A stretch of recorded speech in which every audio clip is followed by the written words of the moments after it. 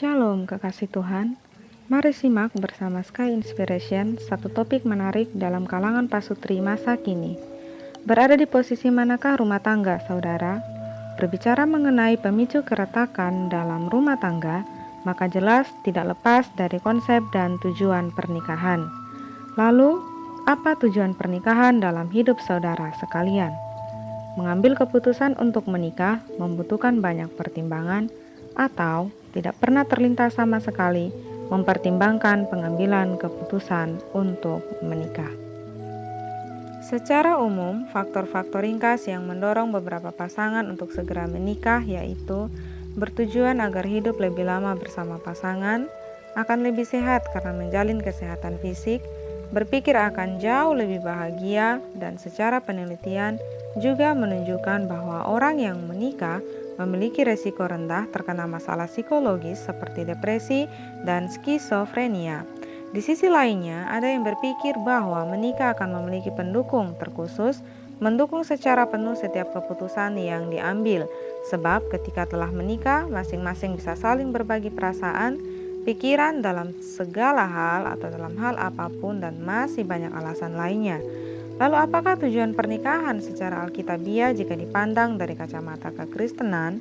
Temukan jawaban saudara di dalam Kejadian 2 ayat 20 sampai dengan 24. Pemikiran secara praktis dan ditinjau dari ranah praktika, maka pernikahan dapat dilihat sebagai tujuan kegenapan karya penciptaan Allah. Kejadian 2, 20 sampai 22.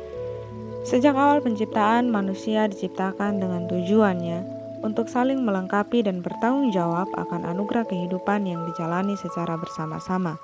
Di dalam pernikahan Kristen tentunya diperlukan rasa saling mengakui kehadiran dari masing-masing pasangan. Lalu, bagaimanakah dengan kelangsungan pernikahan itu sendiri?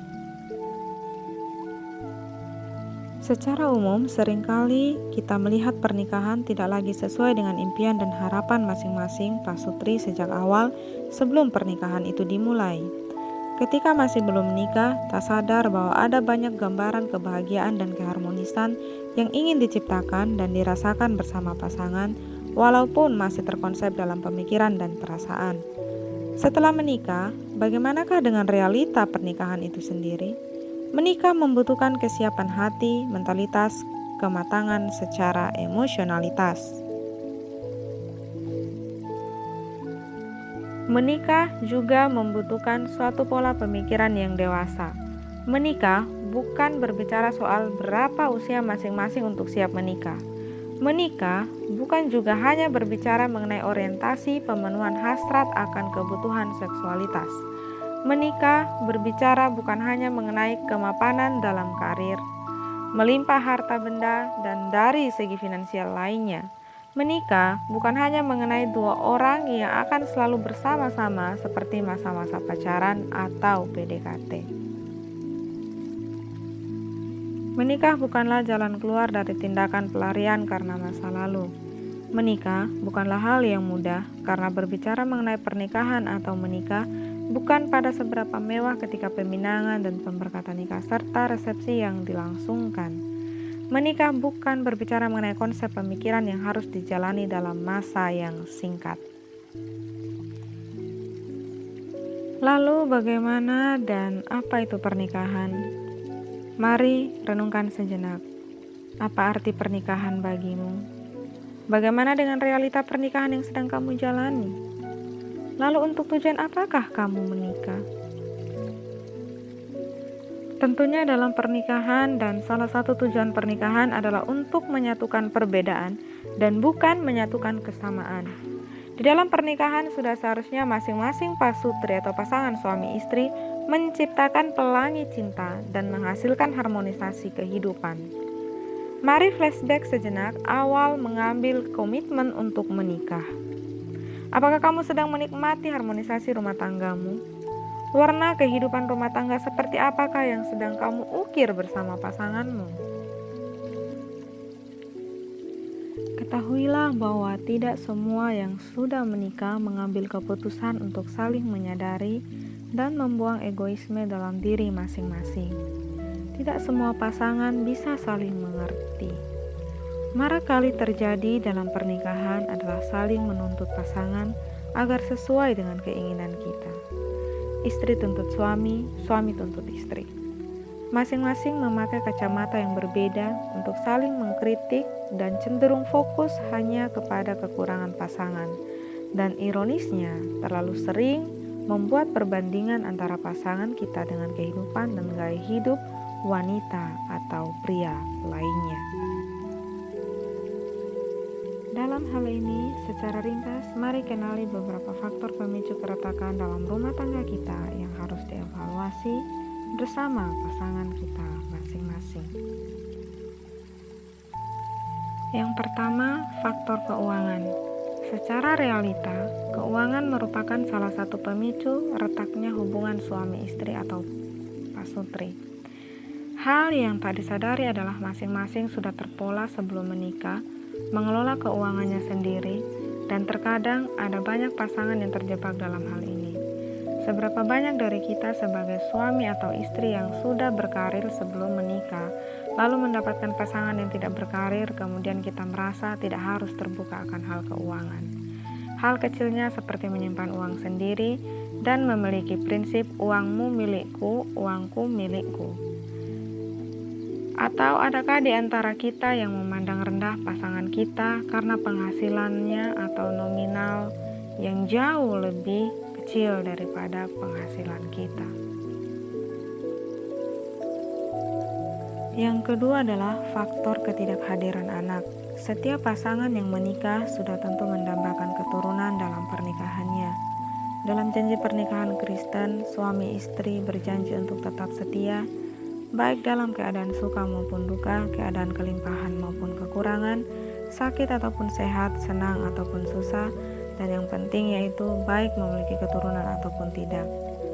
Bagi pasangan suami istri yang belum diizinkan Tuhan memiliki keturunan, belajarlah untuk bersyukur, berusahalah untuk bersama-sama mencari dan menemukan solusi yang tepat, terkhusus melakukan pemeriksaan ke dokter dan mengatasi masalah yang ditemukan atau penyebab ketidakhadiran keturunan berdasarkan kacamata medis, namun juga harus berbanding lurus dengan firman Tuhan yang dalam artian dalam segala sesuatu yang dialami, belajarlah untuk melihat dan memandang dari kacamatanya Tuhan berdasarkan dengan firman-Nya, sebab janji Tuhan selalu tepat dan selalu ya dan amin.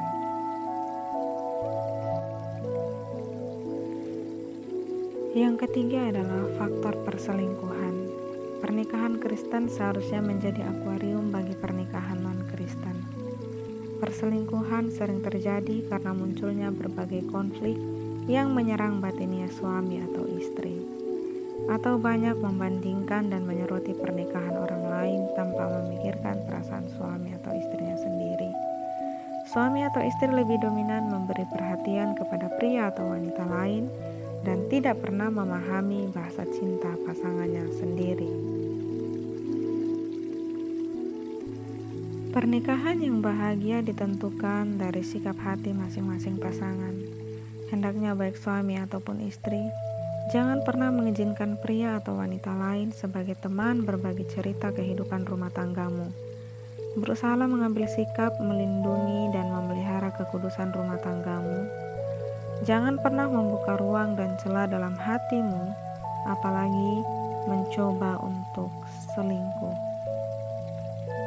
Dalam hal ini, ketika kamu sebagai suami atau istri memanggil orang lain yang bukan pasanganmu dengan kata sayang lebih dari 1-2 kali, maka kamu sedang berada dalam zona yang seharusnya tidak kamu lakukan.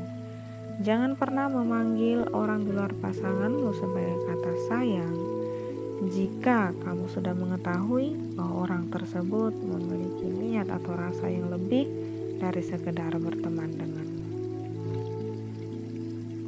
Secara ringkas, selain beberapa faktor yang telah dijelaskan, terdapat juga faktor seksualitas, suami atau istri kurang terampil mengurus rumah tangga, mertua ikut campur dan salah menempatkan posisi, komunikasi, perbedaan pendidikan, kurangnya kasih sayang, pertengkaran tiada henti, perbedaan pendapat dalam mendisiplinkan anak, perubahan tubuh istri setelah menikah dan mempunyai anak, keluarga besar selalu ikut campur, kehidupan seksual setelah mempunyai anak, lebih sayang anak dibandingkan pasangan, dan masih ada beberapa faktor-faktor pemicu keretakan rumah tangga lainnya.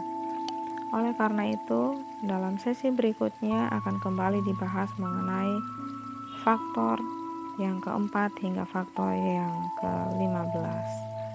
Terima kasih sudah mengikuti channel Sky Inspiration. Tuhan Yesus memberkati.